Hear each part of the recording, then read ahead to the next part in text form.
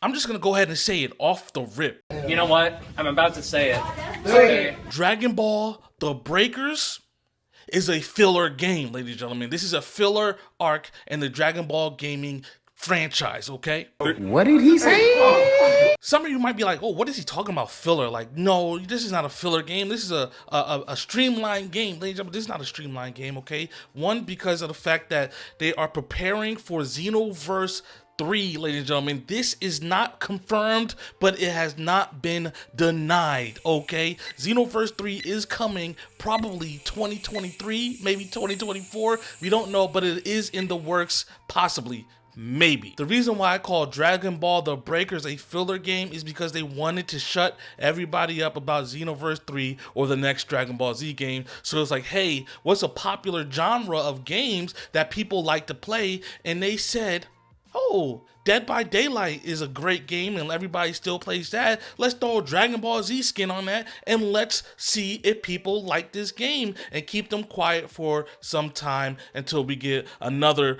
mainstream Dragon Ball Z game. If you don't know what any of the mainstream Dragon Ball Z games are, I'll tell you right now, right? It started back then in 2015 with Dragon Ball Xenoverse 1, the original Xenoverse, okay? And before we go any further, I'm not talking about any of the greats like the Budokais, the Tenkaichis. We all know those are solidified great games. We're talking about now in the gaming specs. Since 2015, they started dropping mainstream great games, okay? And like I said, Xenoverse is the first one to come out in 2015, and then they added a filler, right? A small filler that became canon, which was Dragon Ball Z Dokkan Battles. They also dropped that in 2015 as well, right? It started off as a filler, but now I can say Dokkan is a staple in the Dragon Ball Z community. If you don't play Dokkan Battle, then I don't know what you're doing with your life. I don't actually play Dokkan Battle, but that's okay.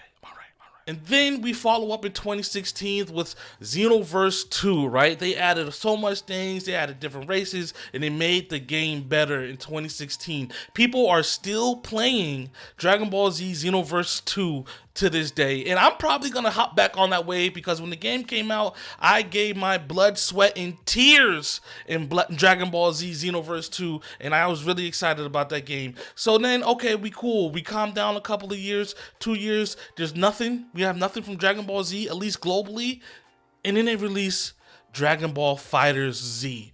Bam, blew the fighting market out the way. The FGC, people loved the game, people hated the game, people said, oh my god, the lag is so crazy in this game, but we got another mainstream Dragon Ball Z game, which was FighterZ Z, and everybody seemed to love that game, right? And then it was kind of quiet a little bit, right? After they released Dragon Ball FighterZ Z, and then they released a filler game. The first filler game that came globally, I will say, which is Super Dragon Ball Heroes that came to the Switch in 2019. This is a filler game. I played this game for about maybe 20 minutes. We'll say an hour just for the video's sake. About an hour before I turned it off, and I never turned it on again. It was a waste of money for me. It was a filler game.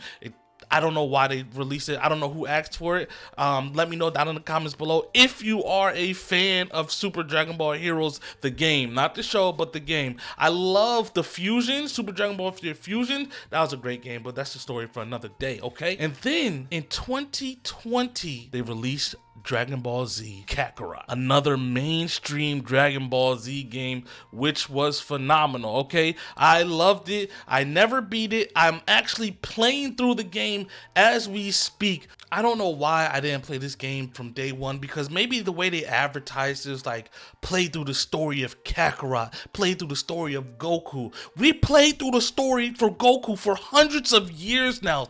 30, 40 years we've been playing through the story of Goku, and it didn't impress me. But then when I actually played it, my mind was kind of blown. I was like, oh, I like this, okay?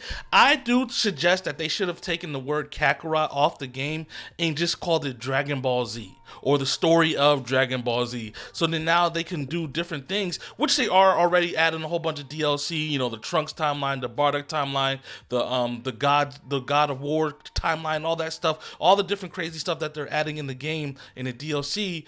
But, you know, they could just take Kakarot out and just say the Dragon Ball Z game. game, and I'll be cool with that. I'm still cool with the game, and I'm enjoying my playthrough of Dragon Ball Z Kakarot. If you haven't played it already, I definitely think you should wait until they release the new version of the game that I'm mad that I didn't buy, because if you didn't know, they are releasing the game on the new systems, PS5, the Xbox One Series X, and I think a PC as well, with an updated graphical look, and it looks amazing if I do say so myself, okay?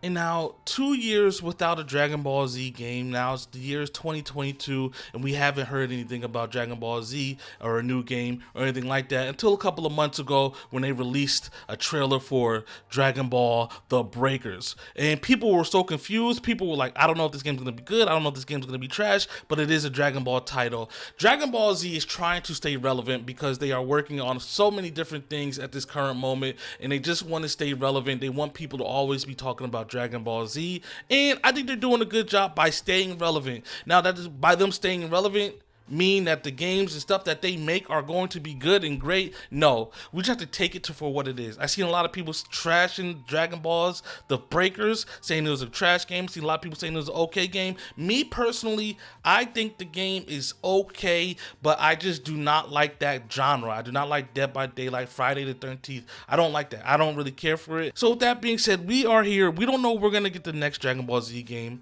but I'm pretty sure the next game, the next mainstream Dragon Ball Z game, is going to be a Xenoverse 3 type thing. You heard it here first, ladies and gentlemen. I'm just talking, I'm rambling, but we could be seeing something very soon just because of these tweets that we see right here. I'll put on the screen. I don't know if these are credible sources or not, but we're gonna say that they're probably somewhat credible.